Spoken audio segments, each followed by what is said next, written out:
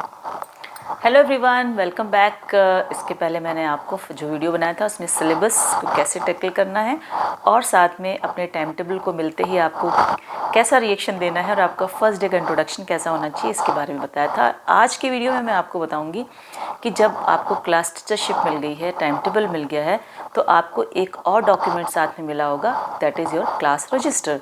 तो class register को हमें कैसे मेंटेन करना है, क्या वो कितना इम्पॉर्टेंट होता है टीचर के लिए और कब क्या करना चाहिए, इन सब बातों का ध्यान रखते हुए मैंने सोचा कि ये वीडियो भी आपके लिए बना दिया जाए तो आप से गलतियां कम होंगी, क्योंकि सीखते सीखते ही सीखते हैं। हम भी जब आए थे तो नए नए अपने बड़े लोगों से सीखे हैं, तो हमारा भी फ़र्ज़ है कि हम आपको थोड़ा सा बताएं।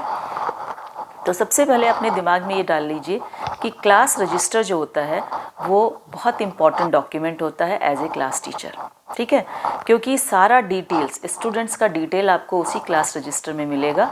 जब भी कोई मिसहैपनिंग होगी या कोई अच्छी चीज़ होगी तो आपसे हमेशा डिटेल्स आपके रजिस्टर से ही मांगे जाएंगे। ऑल्दो आजकल हम एक्सेल शीट में बना करके सारा डिटेल्स रखते हैं, क्योंकि समटाइम्स व्हाट हैपन्स कि विद इन 1 मिनट और 10 minutes they will call us and पूछते हैं कि just tell me how many students of class of category 1 is in their class, in your class, how many of girls and boys are there.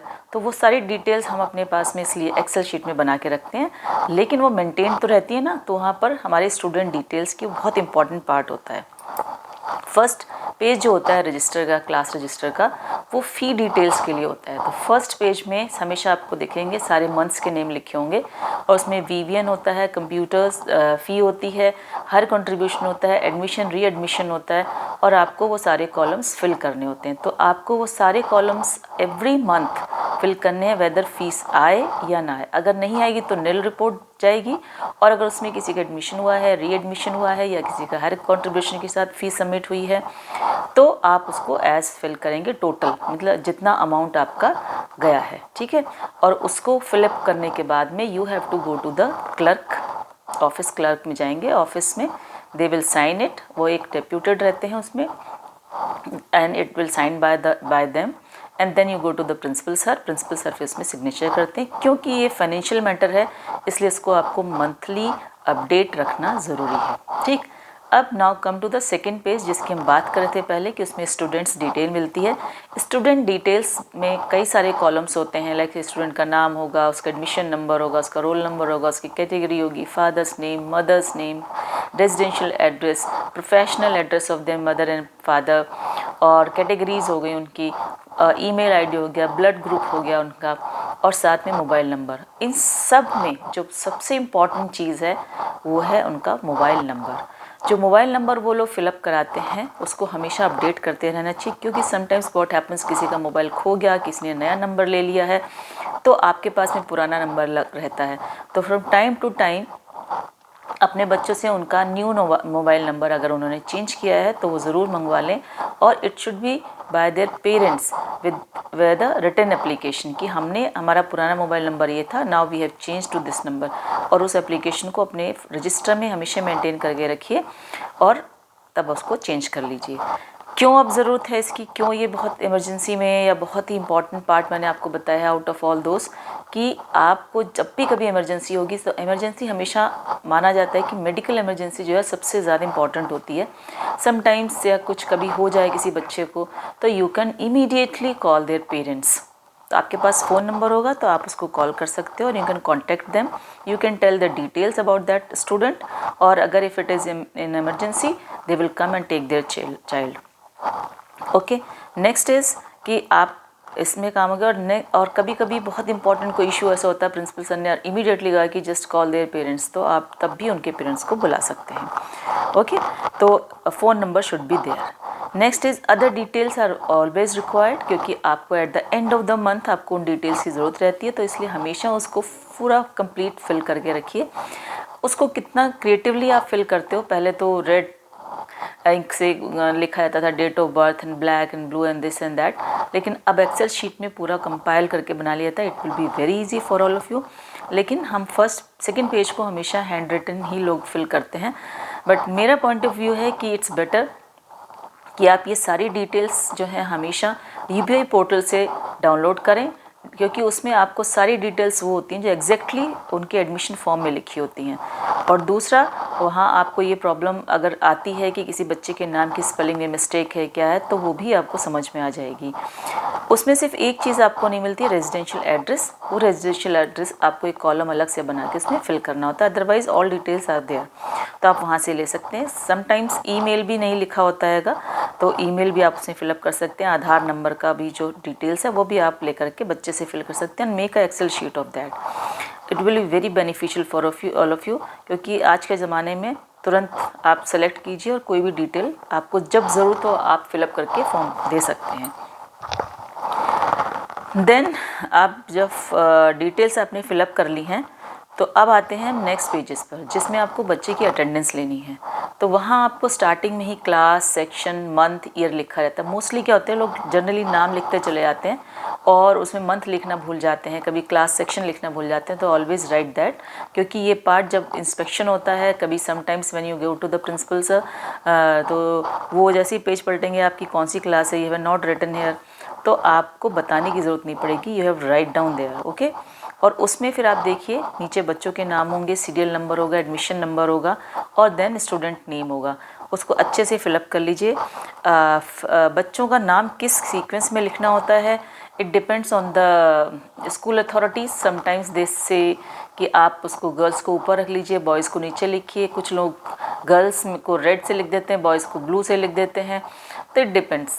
ये इसका कोई एक fix criteria नहीं होता है। जैसा आपको रजिस्टर में पीछे से मिला आ रहा हो उसको कैरी ऑन कीजिए, और नेक्स्ट टाइम जब प्रिंसिपल या आपकी एचएम आपको जैसा इंस्ट्रक्ट करें वैसे ही फिलअप कीजिए। क्योंकि अभी कुछ दिन पहले लिख करके आया था कि ना you have to write down the full name, और इन हिंदी आपको कंप्लीट नाम लिखना है हिंदी में। तो अब देखिए कहाँ कहाँ ये फॉलो हो रहा होगा। उसके बाद आपके पास बच्चे के नाम डिटेल सब आ गया है। अब अटेंडेंस की बारी आती है। तो it is now your duty कि अब आपको रजिस्टर पर डे आपके पास मॉर्निंग में आपके हाथ में होना चाहिए। आप जब भी जाएं, क्योंकि जनरली असेंबली में ही अटेंडेंस होती है, तो असेंबली में अपना रजिस्टर लेके जाएं। अगर वहाँ नहीं होती आपके स्कूल में तो you can take the register attendance in your class in the first period only, क्योंकि 100% ये श्योर होता है कि जितने भी क्लास टीचर्स होते हैं उनका फर्स्ट पीरियड उनकी क्लास में ही लगाया जाता है। तो take 5 minutes to take the attendance of your children, और पर डे अटेंडेंस लीजिए। और 2 मीटिंग में अटेंडेंस ली जाती है। फर्स्ट मीटिंग की अटेंडेंस फर्स्ट में लगाइए, सेकंड मीटिंग की अटेंडेंस आप लंच ब्रेक के बाद दोबारा जाइए और दोबारा अटेंडेंस लीजिए और फिल कीजिए। देख करके अपनी आंखों से बैठे बैठे स्टाफ रूम में भरने की आदत बिल्कुल मत सीखिएगा, क्योंकि कभी कभी बहुत बड़ी मुसीबत में आप फंस जाते हैं थोड़े से 5 मिनट और 2 मिनट के चक्कर में। तो उसको अभी से आदत में डालिए कि हमेशा क्लास में जाइए, जस्ट काउंट देम, और तब उनका अटेंडेंस आप फिल कीजिए। ठीक है। नेक्स्ट, जब आपने वहाँ लगा दिया, और अटेंडेंस जब आप लगाते हैं, जो बच्चे एब्सेंट हैं उनको हम डॉट लगा देते हैं। तो जनरली टीचर्स क्या करते हैं, डॉट लगा के छोड़ देते हैं, फिर वो लास्ट के मंथ में जाके उसको एब्सेंट भरते हैं। तो नेवर डू दिस। आप अटेंडेंस में डॉट मत लगाइए, उसी वक्त उसको एब्सेंट शो कीजिए, क्योंकि हो सकता है बच्चा सेकंड मीटिंग में आ जाए तो तब आपको प्रेजेंट शो करनी होगी। तो ध्यान रखिए इस चीज़ का, डॉट कभी भी मत लगा के छोड़ दीजिए। और कभी कभी इसके ऊपर मेमोरेंडम भी मिल जाता है, क्योंकि हम क्या करते हैं, बहुत ही केयरलेसली उसको छोड़ देते हैं, और कभी अचानक प्रिंसिपल सर ने आपका रजिस्टर आपके पीछे से मंगा लिया, तो you will get memorandum for this also. तो उसको बिल्कुल ध्यान से रखेंगे। नेक्स्ट, आपका पूरा मंथ तक आप अटेंडेंस लेते रहेंगे, उसमें सैटरडे संडेज़ आप डालते रहेंगे, और जो भी हॉलीडेज़ होंगे वो भी आप उसमें लिखते रहेंगे। लिखने का आपका अपना वे रहता है, इट डजेंट मैटर कि आप कैसे लिखते हो, साफ़ लिखा होना चाहिए, सो दैट आपके बिना कोई रजिस्टर बनाए तो वो भी उसको कर सके। मतलब इतना साफ़ होना चाहिए, समझ में आना चाहिए लिखा हुआ। And eight the end of the month जो लास्ट वर्किंग डे होता है वो केंद्रीय विद्यालय में हाफ डे होता है। हाफ डे क्यों होता है, क्योंकि ये सारी डिटेल, सारे वर्क हम उसी दिन पूरा करते हैं। तो रजिस्टर कंप्लीट करना होता है, फीस का सबमिशन का जो है आपको डिटेल्स उसमें फिलअप करनी होती है। तो जब आप लास्ट में काउंट करेंगे उनके अटेंडेंस बच्चों की, तो फर्स्ट कॉलम में आप उस मंथ की अटेंडेंस लिखेंगे, बीच वाले कॉलम में आप कैरी फॉरवर्ड करेंगे पीछे वाले अटेंडेंस को, और थर्ड कॉलम में आप दोनों का टोटल लिखेंगे, सम अप। ये आपका उस पेज में हो गया। देन आप सबको टोटल करेंगे और average of the attendance of your class निकालेंगे। अब इसके बाद आपका अपना सिग्नेचर होगा, को क्लास टीचर का साइन होगा, और then you have to go to the HM sir और प्रिंसिपल सर जो उस रजिस्टर को साइन करते हैं।